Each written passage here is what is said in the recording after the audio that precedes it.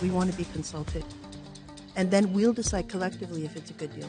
Tonight, 60 Scoop survivors raise their voice on those left out of a proposed settlement. Bigger rolls of paper towel to dab up the mess is still not enough. And coastal First Nations are unsure new transport restrictions on bitumen in BC will do the job. Good evening, I'm Rick Harp. Welcome to APTN National News. It's day 5 of the Raymond Cormier trial in Winnipeg. Cormier has been charged with second-degree murder in the killing of Tina Fontaine. Today, the court heard from 2 homicide detectives who worked the case in 2014. Brittany Hobson has more. Nearly 4 years after Tina Fontaine's body was pulled from a Winnipeg river, and on the 5th day into the trial of the man accused of second-degree murder, court heard details about the initial investigation into Raymond Cormier. Cormier has pleaded not guilty in connection to the killing of the 15-year-old. 2 detectives who worked the teen's case told jurors Cormier became a person of interest in August 2014, the same month Fontaine's body was found. Court has heard Cormier went by several aliases, including Sebastian and Frenchie. Sergeant Jeff Stalker said police had no information to work with when they started looking for Cormier, alias Sebastian. You don't want to leave any stone unturned. At this point, we were looking for information on anyone who knew Tina Fontaine. Crown Attorney James Ross said, "Really, the goal here was to put a face to a name." Following a tip from Fontaine's boyfriend, police went to a residence about 9 blocks from where her body was found. The owner of the home said a man she knew as Frenchie was living in a tent in her backyard. On Thursday, court heard the homeowner identify the man as Cormier. She also said Cormier owned a duvet cover similar to one Fontaine's body was found wrapped in. On Friday, jurors also heard Sergeant Miles Riddell testify 12 officers were tasked with investigating Fontaine's death, and that a lot of police resources went into the case. During cross-examination, defense lawyer Tony Kavanagh asked Riddell if media coverage added pressure on investigators. Riddell said, "I'd assume so, but it varies." The trial will pick back up on Monday and is expected to run another 4 weeks.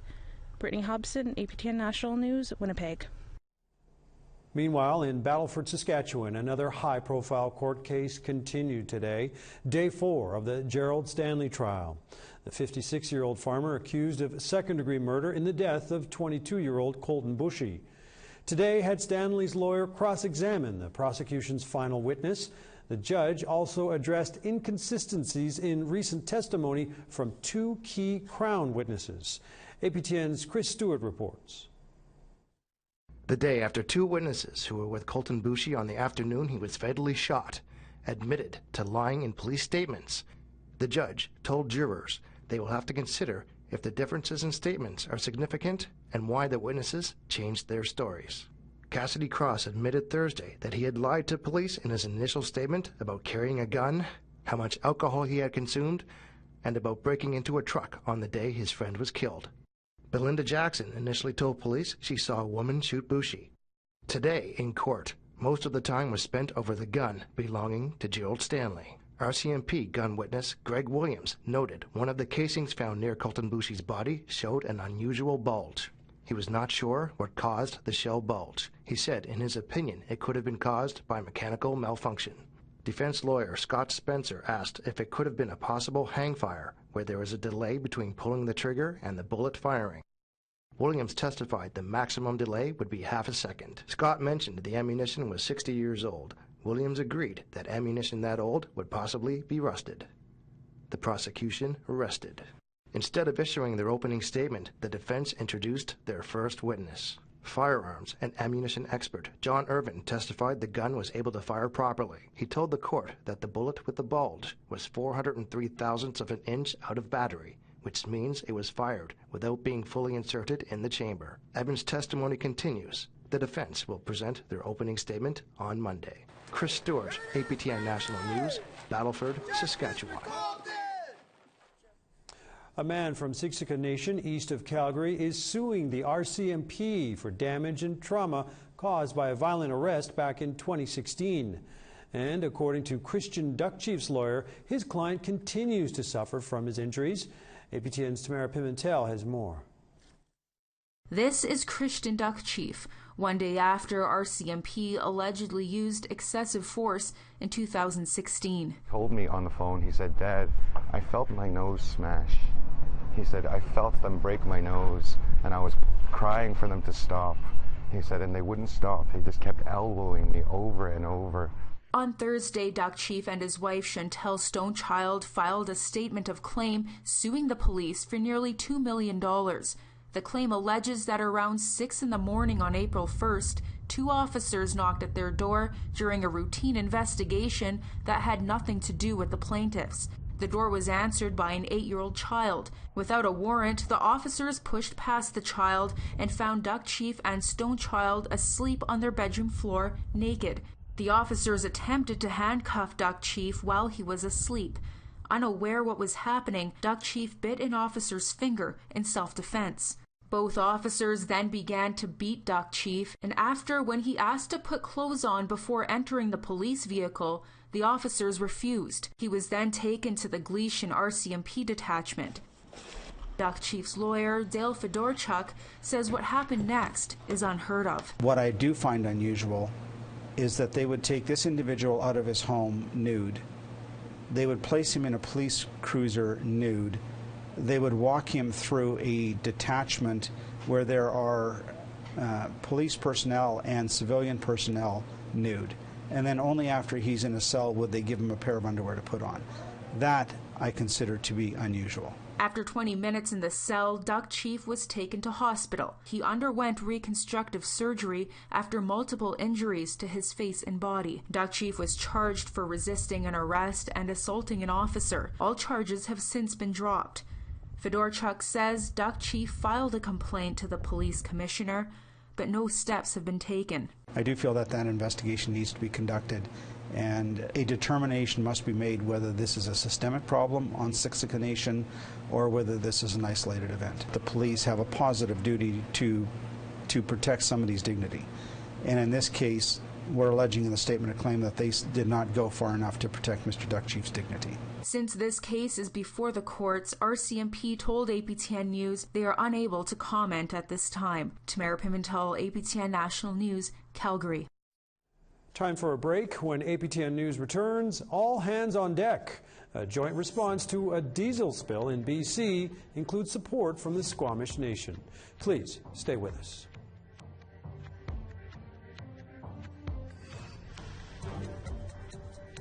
Well, St. John's is a cloudy -2. Fredericton is a sunny -12. Inukjuak -28, some clouds. Nain, some clouds, -22. Val-d'Or -17, some clouds. Gaspé, a sunny -17. Toronto, snow -5. Sault Ste. Marie, clouds -11.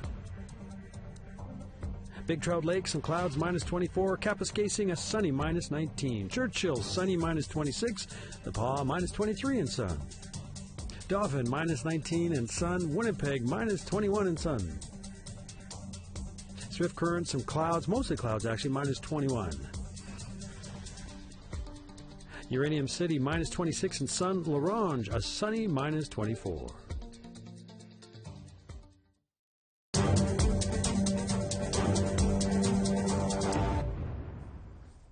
Emotions ran high at a town hall today in Nanaimo, British Columbia.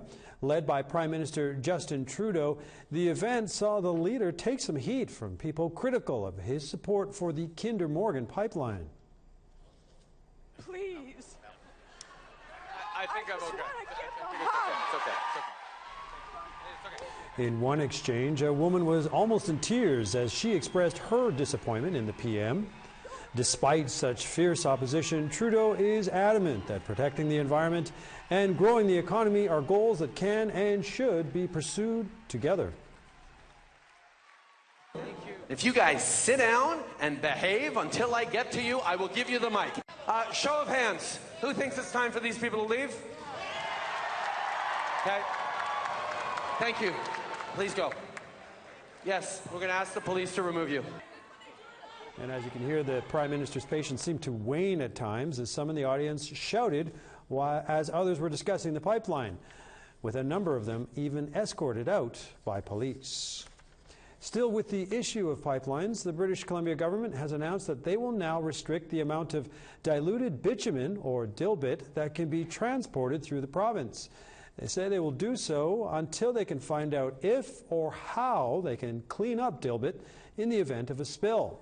Here with the reaction from neighboring Alberta is APTN's Tina House. It's now turned out into a war of words between the Premier of Alberta and the BC NDP government after the BC government's announcement of stricter regulations on the oil industry. We cannot let this unconstitutional attack on jobs and working people stand. The BC government announced earlier this week that there will be restrictions on the increase of diluted bitumen transportation until the behavior of spilled bitumen can be better understood and there is certainty regarding the ability to adequately mitigate spills. The restrictions include the transport of bitumen through pipelines and rail, and if there is a spill, the government says they want companies to provide compensation for loss of public and cultural use of land. Premier Notley says there will be consequences, including legal action. Other measures might include cancelling an agreement to buy power from the controversial Site C Dam. BC Minister Environment and Climate Change Strategy George Heyman says they are not backing down and they have every right to also protect BC and its coastline. We believe that there's measures we should take to protect our environment. We're putting that out as a proposal, as we do with all proposed regulations. With Kinder Morgan's Westridge Terminal looming in the background, Tsleil-Waututh Nation spokesperson Reuben George says he's hopeful but weary of promises made by the government. For Canadian government, we have to be careful. You know, like John Horgan said, it's not the first time that we filled in First Nations around Site C. So I was happy that they came through with this, because this is part of their campaign promise, that they said they would stop the construction of the Kinder Morgan expansion. Prime Minister Justin Trudeau has also weighed in and said this pipeline will be built and is in the best interest for Canadians. We have to bring out the true facts of who it services. Notley and Trudeau and their BS are supporting their rich billionaire, millionaire friends. They're not taking in the best interest of Canadians, First Nations, the land, the water. For Tsleil-Waututh elected councillor Charlene Alec, she says she will not support the pipeline, no matter what safeguards are put in place.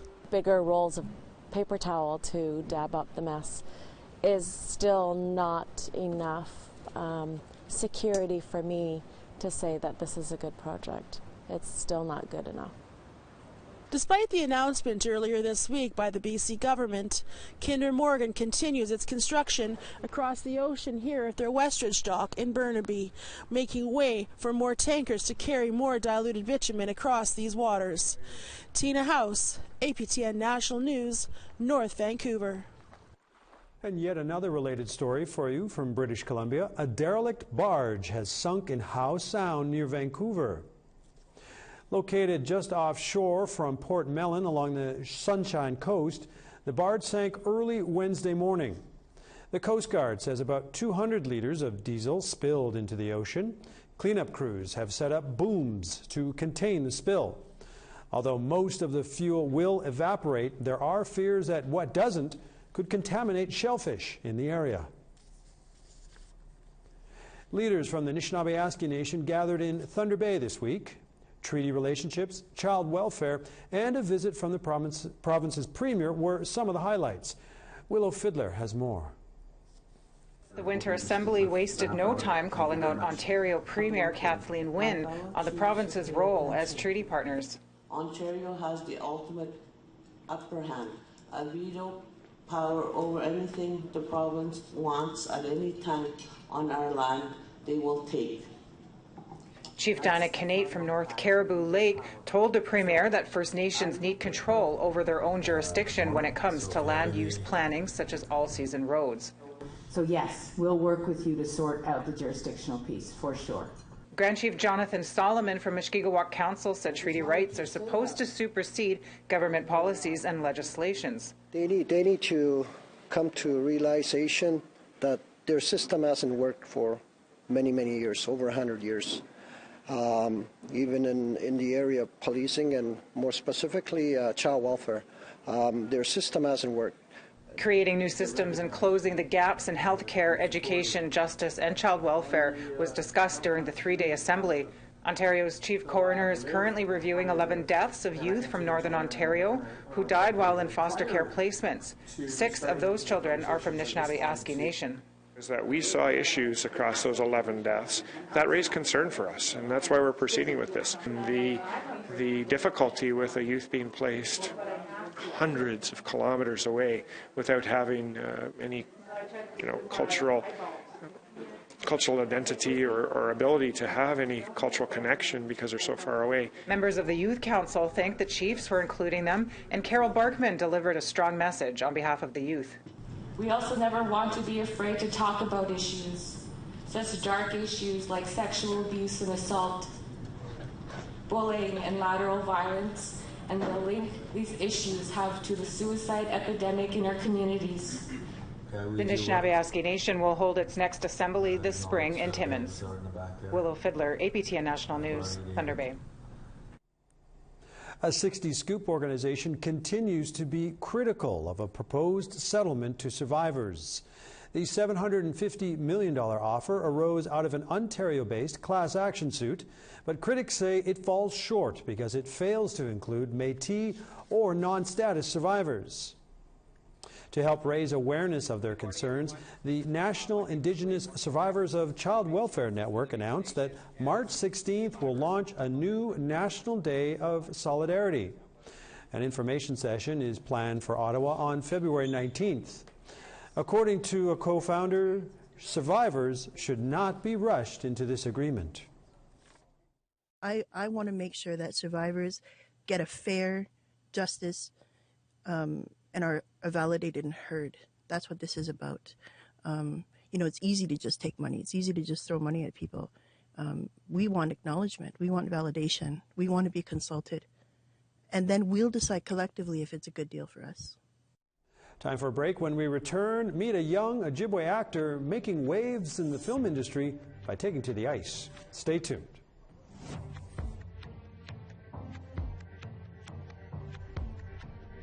A mix of sun and cloud in Grand Prairie, minus 21, minus 21 in sun and high level. Calgary, snow, minus 20. Edmonton, minus 19 in sun. Tofino, rain and 10. Quesnel, minus 8, cloudy. Dease Lake, minus 24 in sun. Prince George, mostly cloudy, minus 13. Rock River, mostly cloudy, minus 13. Dawson City, a sunny, minus 38. Ray Lakes, minus 14 in sun. Fort Laird, minus 21 in sun. Colville Lake, mostly cloudy, minus 14. Sax Harbor, sunny, minus 23. Chesterfield, mix of sun and cloud, minus 36. Cambridge Bay, mix of sun and cloud, minus 28. Clyde River, mix of sun and cloud, minus 29. Resolute, a sunny, minus 37.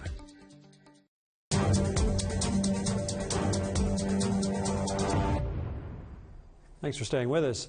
A young Ojibwe actor is making his mark in the business for his debut as a hockey-loving residential school student. APTN's Annette Francis has more. 11-year-old Sladen Palche has some pretty great keepsakes.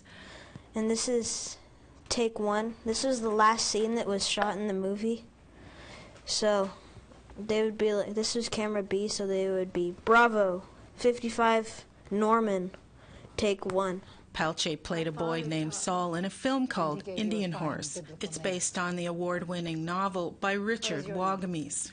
I was young Saul in the film, and I'm basically just the Saul that was taken away from his family and put in the residential school, and I was in the residential school for a lot of the movie.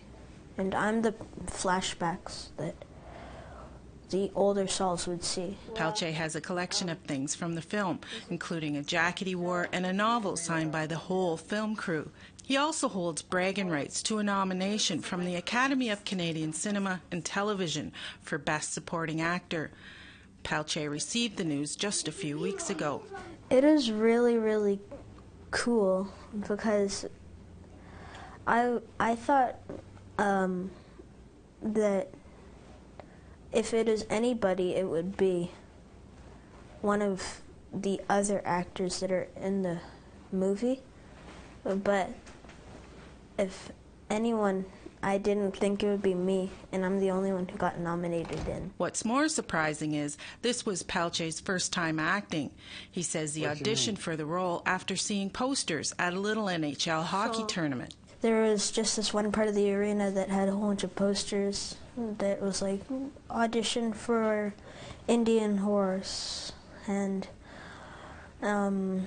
stuff like that. So it got shoved in my hockey bag, and then we just found it at the bottom of my hockey bag at my house, and then yeah, we got to audition for it. Sladen's mother, Caitlin Gillis, says it's been a whirlwind year of opportunities and surprises. This whole process has been surreal. That's the only way I can explain it. From the moment we got the call, like I got the call that he got the part, through this whole process. So when I received the call that he was nominated, I literally was speechless. The Canadian Screen Awards will be held in Toronto on March 11th, just before Indian Horse hits theaters in April. As for his acting career, Palche says it's something he wants to continue, but right now he's just enjoying being a kid. Annette Francis, APTN National News, Ottawa. And today is Groundhog Day. We know what that means, right? Or do we? Well, the answer, it seems, depends on which furry forecast you believe. Their colors are green. That's his shadow he did not see. It means we will get an early spring. That's because Nova Scotia's famed Shubenacadie Sam did not see his shadow when he waddled out of his pen. Folklore says that means an early spring, but Ontario's Wyerton Willie wasn't having it. Apparently that critter did see his shadow. Geez, get it together, guys. Meanwhile, speaking of predictions, animals big and small at various zoos have made their picks for which team will win this year's Super Bowl. Here's how it all went down in Toronto. This white rhino calf picked the Patriots by knocking over a football with the team's colors. In Memphis, a giant tiger went with the underdog, picking the Eagles by tearing down the team's flag. And as for these lionesses in Dallas, they say the Patriots are a paws-down favorite. Whatever we might make of such predictions, animals at this last zoo have correctly picked the winner the last 3 years running. That's it for this edition of APTN National News. Up next, APTN Investigates. Tonight's episode looks at the stormy waters facing BC's salmon farms. Thanks for watching, everyone. Have a good weekend.